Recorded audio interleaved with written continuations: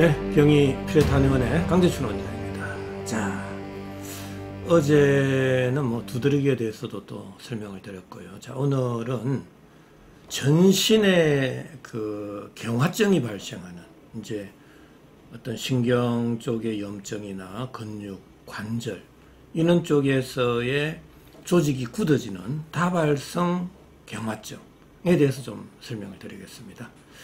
일단 이 다발성 경화증의 대표적인 그 어떤 병변은 우리가 신경 쪽에 많이 생긴다는 거죠. 뇌나 척수 쪽에. 이제 그런 어떤 신경을 따라서 그 수초가 있는데 그 수초가 이게 중간중간 끊기는 현상, 탈수초화 현상이 발생되어서 여러 가지 감각장애라든지 또 운동장애, 또 근육의 위축, 다양한 증상들이 나타나는데 그거에 대해서 좀 간단하게 설명을 드리겠습니다. 자, 서양의학적 관점에 있어서는 아직 명확하지는 않아요. 원인이. 하지만은 이제 면역학적인 소견에 있어서는 뭔가 이상적인 소견이 나타나고는 있는 거죠. 그게 면역 글로불린 쪽에 문제가 생겼다, 수치가 증가되었다라는 이야기입니다. 그런데 면역 글로불린도요, 그러한 수치가 증가되는 것은 바로 염증입니다. 중요한 것은 수치가 아닙니다. 왜 염증이 발생되었느냐? 뇌나 척수 쪽에 그 신경에 왜 탈수초 현상이 발생했느냐라는 이야기입니다. 바로 그러한 신경 루트를 따라서 여러 가지 그 파종성의 실은 이 반이라는 것은 홍반이다, 이러한 그 증상이 나타나잖아요. 이게 신경에서의 염증으로 이렇게 보시면 되는 겁니다. 자, 그렇다면 이러한 염증은 왜 발생했을까요? 라는 건데, 저의 이제 세포열 에너지 대사적인 관점, 피레토 세라피적인 관점에 있어서는 바로 심부 온도가 내려가서, 심부 온도 내려가는 건 너무나 원인이 많다 그랬잖아요. 우리가 일상적인 생활하는 과정 속에서 내 주변 환경에 온도도 영향을 주게 된다라는 이야기예요. 그 이외에도 음식물이라든지 또 나이가 드는 이 과정도 하나의 신부온도가 내려가는 과정입니다. 그 이외에 너무나 많잖아요. 전기장, 자기장, 물리화학적인 자극, 그리고 요즘에 대체적으로 약물들에 의해서도 이 염증이 많이 발생합니다. 꼭 그걸 한번 부작용도 읽어보셔야 되고요. 이러한 다양한 요인들에 의해서 세포의 기능이 떨어지거나 손상을 받게 되는 거죠. 바로 그때 심부온도가 내려가게 되고 우리가 모공은 다치게 되는 겁니다. 왜? 체열의 방출을 줄이기 위해서. 그럼 모공이 다친 이후에 우리는 밥을 먹고 활동을 하거든요. 그 몸에서 열은 발생하고 그 열은 어디로 간다? 구멍, 관절, 마찰이 많은 쪽으로 가게 되는 겁니다. 바로 그게 구멍이 있는 이 중추신경계 쪽으로 이게 척수를 따라서 이렇게 올라갈 수도 있다라는 이야기예요. 그래서 뇌와 척수 쪽의 신경 부위의 피부 온도, 표면 온도가 올라갈 경우 바로 그 신경 부위에 염증이 생길 수 있다. 또 이러한 열 에너지가 관절 쪽으로 쏠리면 관절 쪽에서의 또 염증이 생길 수도 있고요. 우리가 마찰이 많은 근육 쪽으로 열이 가게 되면 피부 온도가 올라가서 염증이 될 수도 있고요. 만약 그게 구멍이 있는 눈 쪽으로 열이 가거나 구강이나 또 귀 쪽으로 열이 간단 말이죠. 만약에 눈 쪽으로 열이 가면은 눈에 통증이 있다든지 시력 장애가 있다든지 시신경 염이 발생한다든지 시야가 혼탁해진다든지 다양한 증상들이 나타날 수 있다라는 이야기입니다. 가장 중요한 게 있죠. 왜 다발성 경화증이 생기느냐? 왜 조직이 딱딱해지느냐? 또 여러 군데에서 생기느냐라는 이야기인데요.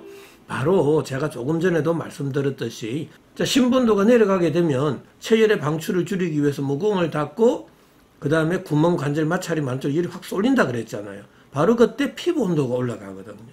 자, 피부 온도가 올라가는 경우 바로 신경 조직에서의 피부 온도가 올라가게 되는 거죠. 바로 그때 끌어당기는 힘, 표면 장력은 약해지고 밀어내는 힘, 응력이 강해진단 말이죠. 만약에 강력하게 밀어낼 때 수초가 탈락이 될 수도 있겠죠. 그때 탈수초 현상이 생길 수도 있고요. 자, 표면 장력, 끌어당기는 힘과 밀어내는 힘이 공존하게 되면 이 조직은 어떻게 되죠? 단단해지게 된다라는 이야기입니다. 이걸 이해해 주셔야 돼요. 이걸. 왜 조직이 단단해지는지를 이해해 주셔야 돼요. 자, 표면 장력과 응력이 공존할 때 조직은 탱탱해진다. 고무줄을 양쪽에서 잡아당기는 현상과 같아진다라는 이야기입니다. 자, 그러면 왜 다발성이냐? 열 에너지는 지금 서로 중첩 교차될 수 있잖아요. 모공이 닫히니까. 그래서 여러 군데서 열 에너지가 중첩 교차될 때 다발성에 조직이 딱딱해지는 경화증이 생길 수 있다라는 이야기입니다. 자, 이렇게 설명하니까 너무나 쉽지 않습니까? 반드시 왜 염증은 생겼는지, 또 염증은 염증인데 왜 다발성에 경화증이 생겼는지를 정확하게 이해해 줘야 된다라는 이야기입니다. 대표적인 이제 증상들이 있잖아요. 뭐 사지, 팔다리, 체관 부위에 또 이 안면 부위에 감각의 이상이 생길 수도 있다라는 이야기고요. 또 이 손, 발, 다리 쪽에 뭔가 자꾸 근육이 약해지는 거죠. 또 둔해지고, 감각이 둔해지고, 뭐 조금 전에도 제가 말씀드린 시력장애라든지 눈의 통증, 복시, 시신경염은 당연히 이렇게 열이 쏠리는 곳으로 생길 수 있다라는 이야기예요. 그래서 증상은 너무나 다양하게 생길 수 있습니다. 왜? 열 에너지는 어떤 정확하게 방향이 결정되지는 않습니다. 내가 어떻게 움직이고 활동하느냐에 따라서 확 쏠리게 돼 있는 거예요. 그게. 근데 그 쏠리는 경향성은 있는데 그게 구멍, 관절, 마찰이 많은 쪽으로 열이 쏠리더라라는 이야기입니다. 그리고 좀 특징적인 게 열이 많이 발생하는 경우도 있습니다. 발열에 대해서 저번 시간에도 제가 말씀을 드렸죠. 이 발열, 피버는요, 심부 온도가 내려갈 때 37도에서 35도로 내려갈 때 단위 면적당, 단위 시간당 열 발생량이 기하급수적으로 많아집니다. 왜? 체열을 많이 발생시켜서 체온을 높이려고 하는 거죠. 바로 그때 발열이 나타난다라는 이야기입니다. 자, 그러면은 이 다발성 경화증에 있어서 발열이 나타난다는 소리는 심부 온도가 내려가고 있었다라는 증거다라는 이야기예요. 굉장히 중요한 사인입니다. 그래서 증상 하나하나를 보고 우리가 그 증상을 정확하게 해석할 때 원인을 찾아낸다라는 거죠.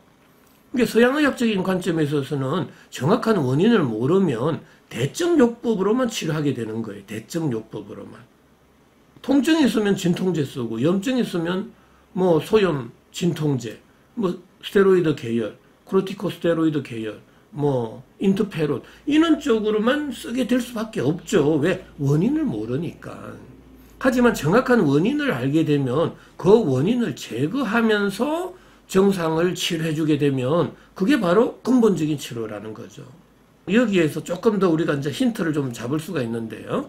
지금까지는 다발성 경화증의 이제 발생 기전에 대해서도 어느 정도 제가 이제 설명을 드렸잖아요. 근데 좀 특징적인 게 있어요. 다발성 경화증은 저녁에 좀 이러한 증상들이 더 심하게 나타난단 말이죠. 자, 그거는 또 왜 그러죠? 라는 겁니다. 낮에는 덜하고 증상이, 밤에는 더 심해지는데 오후 6시경부터는요. 심부 온도가 서서히 이렇게 내려갑니다. 그러면 체열의 방출을 줄이려고 모공은 서서히 손발끝에서 닫아버린단 말이죠. 자, 그러면 닫힌 이후에 우리는 밥을 먹고 활동을 하면 열은 발생하고 또 그 열 에너지는 눈으로 가거나 뭐 뇌나 척수로 가거나 관절 쪽으로 이렇게 가게 되면 더 근육이 뻣뻣해지고 경화가 되고 또 위축이 되고 감각장애가 생길 수 있다는 이야기입니다. 자, 이러한 증상 하나하나의 특징을 우리가 살펴보고 그거에 대한 힌트를 잡아야 된다는 이야기입니다. 이렇게 제가 설명하니까 좀 어떻게 이해가 되십니까? 이렇게 설명하는 그러한 병의원은 없습니다. 제가 이거 피레토 세라피, 세포열 에너지 대사적인 관점은 제가 23년 전에 독창적으로 개발한 치료 방법입니다. 어느 정도 이해가 안 되시는 분들은 저의 그 유튜브 커뮤니티에 제가 자료를 좀 정리해 놓은 게 있습니다. 꼭 그거는 읽어보시면 이해가 좀 더 쉽게 될 걸로 저는 확신을 합니다. 세포열 에너지 대사적인 관점에 있어서 이 다발성 경화증은 그러면 어떻게 치료해 줘야 될까요? 조금 전에도 제가 말씀드렸듯이 서양의학적 관점은 대증 치료라는 이야기고요. 실은 저 같은 경우는 이 낮아져 있는 심부 온도는 끌어올리고 높아져 있는 피부 온도는 낮추고 닫혀져 있는 모공을 열어서 그 열 에너지가 뇌나 척수, 관절 이는 뭐 마찰이 많은 쪽으로 열이 그쪽으로 가는 게 아니라 내 몸 전신으로 골고루 분산시키자라는 이야기입니다. 그럼 열 에너지가 중첩 교차가 되지 않잖아요. 그렇게 될 경우에는 그 피부 조직의 온도는 올라갔던 피부 온도를 내려가게 되는 거죠. 그러니까 염증이 사라지는 거고, 그럼 정상은 서서히 좋아질 수 있다라는 이야기입니다. 바로 이러한 방법만이 근본적인 치료지, 그냥 대증 치료는 뭐 정상은 빨리 완화가 되는 거 맞습니다. 뭐 통증이 있는 분들한테 통증약을 주면 바로 진정이 돼요. 그런데 그 약 효과가 떨어지기 시작하면 다시 통증이 생기잖아요. 그게 무서운 겁니다. 그게 거의 마약과 같은 거죠. 근데 문제는 통증을 진정시키기 위해서 세포의 열 에너지 대사를 다 억제하게 된단 말이죠. 심부온도 피부온도 둘 다 내려가 버리거든요. 심부온도 내려가는 거는 모르겠고 피부온도가 내려가니까 표면 장력은 강해지고 억력은 약해지거든요. 그러다 보니까 통증은 줄어드는 거예요. 통증이 줄어드니까 우리가 약을 먹는 사람들은 안심을 하고 뭐 만족할 수는 있겠지만 알고 보면은 나의 생명의 온도인 심부 온도가 내려가고 있다는 사실을 반드시 명심하셔야 됩니다. 자, 이렇게 다발성 경화증에 있어서 치료 시 주의사항도 굉장히 중요하죠. 우리가 뭐 식사를 제때에 한다거나 찬 바람이나 찬 공기에 노출이 되지 않도록 해주시고요. 찬물을 먹는 것도 굉장히 주의를 해주셔야 됩니다. 그리고 너무나 기름진 음식, 딱딱한 음식, 거친 음식, 날 음식 이런 거는 굉장히 조심하셔야 됩니다. 자, 어느 정도 좀 이해가 되셨으면 합니다. 너무 걱정만 하지 마시고 서서히 공부해 가면서 내가 왜 병이 발생했는지를 차근차근 우리가 공부해 나간다라면 다발성 경화증 결코 불치병이 아닙니다. 반드시 치료될 수 있는 병이고 치료 기간은 좀 많이 걸릴 수 있습니다. 왜? 굉장히 오래된 병으로 생각하셔야 됩니다. 뭐 초기부터 치료하신다라면 치료 기간은 잘 볼 수 있습니다. 자, 오늘도 건강한 하루, 또 질병이 없는 하루, 편안한 하루 되시기 바랍니다.